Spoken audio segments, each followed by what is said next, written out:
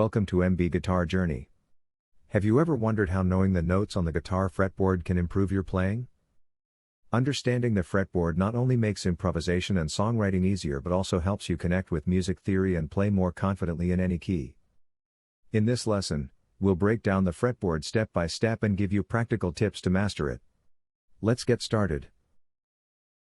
Standard guitar tuning consists of the following notes: E, A, D, G, B, E. Mnemonics are used to help remember these notes, such as Eddie, 8, Dynamite, Good, Bye, Eddie. The natural musical alphabet consists of 7 tones, named according to the letters of the alphabet. It begins with the letter A and ends with the letter G. Let's display them. A, B, C, D, E, F, and G. After these, the notes repeat. They are called natural because they have no sharps or flats. Let's examine the distances between the natural notes. The distance between the notes A, B, C, D, D, E, F, G, and G, A is a whole step, tone. The distance between the notes B, C, and E, F is a half step, semitone. Now, let's add sharps and flats between the notes that are separated by a whole step. Sharps and flats are just half steps away from the natural notes. Sharps are a half step higher than a natural note. For example, a half step above G is G sharp. Flats are a half step lower than a natural note. For instance, a half step below A is A flat. The notes G sharp and A flat are written differently, but they sound the same, they have the same frequency. On the fretboard, they are located at the same spot and are called enharmonic equivalents. How do we correctly name such a note? If ascending from G, it is called G sharp. If descending from A, it is called A flat.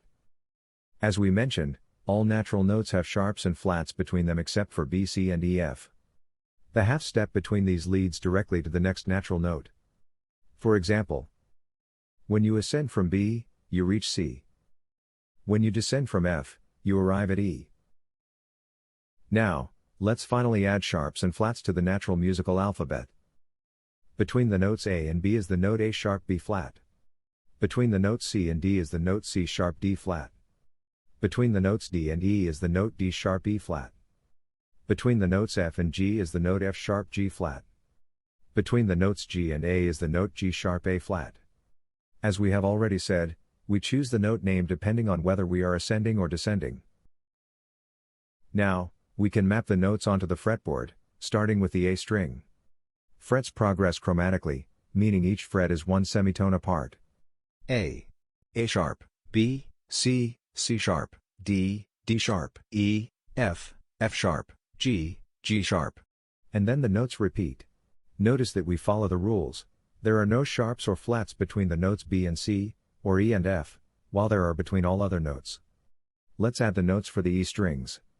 Since the guitar has 2 E strings, the thickest and the thinnest, we can immediately remember that the note positions on these strings are identical. E, F, F sharp, G, G sharp, A sharp, B, C, C sharp, D, and D sharp. From the 12th fret the notes repeat. Now, the individual notes on the D string are D, D sharp, E, F, F sharp, G, G sharp, A sharp, B, C, C sharp. Then the notes repeat. For the G string, the notes are G, G sharp, A sharp, B, C, C sharp, D, D sharp, E, F, F sharp. Then the note repeat. And finally, the B string, B, C, C sharp, D, D sharp, E, F, F sharp, G, G sharp, A sharp. And as usual, from the 12th fret on, the notes repeat. We've displayed all the notes on the 2-octave guitar fretboard in standard tuning, and now we'll go over some mnemonics to help memorize the positions of individual notes. The note names on the 12th and 24th frets are the same as those on the open string, 0th fret. Notes that are 12 frets higher sound 1 octave higher. The notes on the 5th fret match the pitch of the next open string, provided the guitar is properly tuned. The exception occurs between the G and B strings, where the B note is found on the 4th fret of the G string. Now, let's identify all the E notes on the fretboard to introduce additional mnemonic techniques. On the same string, notes of the same name on a single string are 12 frets apart. When looking for the position of the same note on an adjacent string moving to the right, they are 7 frets apart. The exception is between the G and B strings, where the distance is 8 frets. When looking for the position of the same note on an adjacent string moving towards the other side, the distance is 5 frets. The exception is again between the G and B strings, where the distance is 4 frets. When looking for the same note 2 strings down, moving from the thickest to the thinnest strings. For the E and A strings, the note is 2 frets higher. For the D and G strings, the note is 3 frets higher. We can also visually imagine octaves using this pattern to easily find the position of the same note sounding an octave higher. Here, we have an example for the notes E and G, but this applies to all notes. Another way to memorize the notes on the fretboard is by visually imagining these displayed triangles on the fretboard. Here, we again have examples for the notes E and G. Of course, this works for other notes as well. Here we have a second variation of arranging notes into triangles, which can be added to the practice. Even though there are many patterns and relationships to help find note positions, it's important to practice identifying notes on the fretboard. With regular practice, you'll be able to visualize the fretboard and instinctively know the position of each note. For example, when searching for the A note, you'll immediately recall its positions. On the E strings, 5th and 17th frets. On the A string, open string, 12th and 24th frets. On the D string, 7th and 19th frets. On the G string, 2nd and 14th frets. On the B string, 10th and 22nd frets. Finally, let's look at some exercises to help solidify this knowledge. We'll start with the note E. Grab your guitar and set the tempo to a speed that works best for you. I've chosen 60 BPM. The focus here is not on speed but on memorizing the positions of the note E on each string. Of course, you can gradually increase the speed as you practice.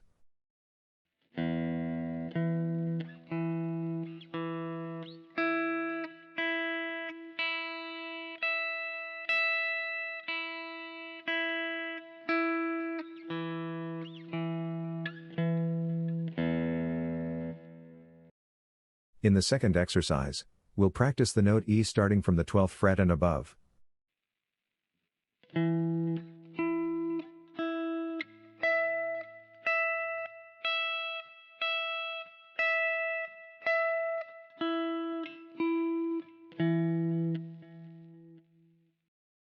In the third exercise, we'll learn how to use triangle shapes to memorize note positions.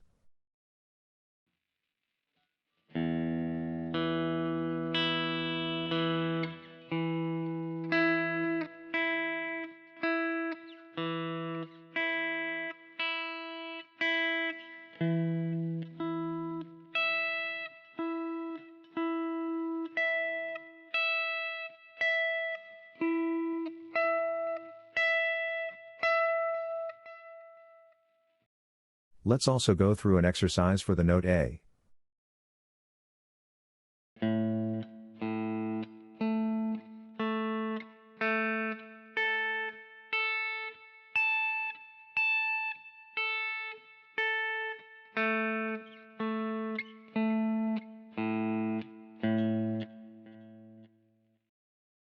Now we'll practice the note A in higher positions.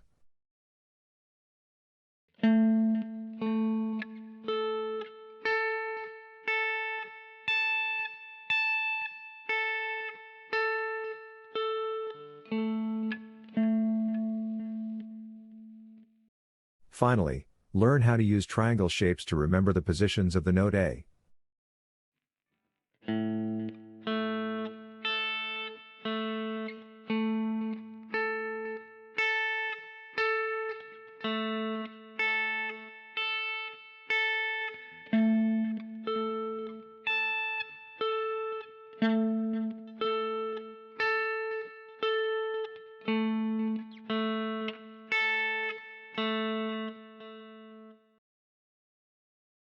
If you already know chords, use them as a tool.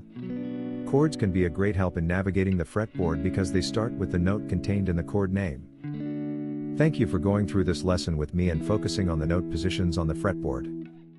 I would like to encourage you to spend a little time practicing one note each day, focusing on a different one each day. Consistency is key to getting your brain and fingers to remember the note positions. I also plan to prepare lessons where you can test your knowledge. So stay tuned. If you enjoyed this lesson, please consider liking the video and subscribing to the channel. Your support helps me create more content like this, and I really appreciate it. Thank you for watching, and I wish you a lot of fun playing the guitar.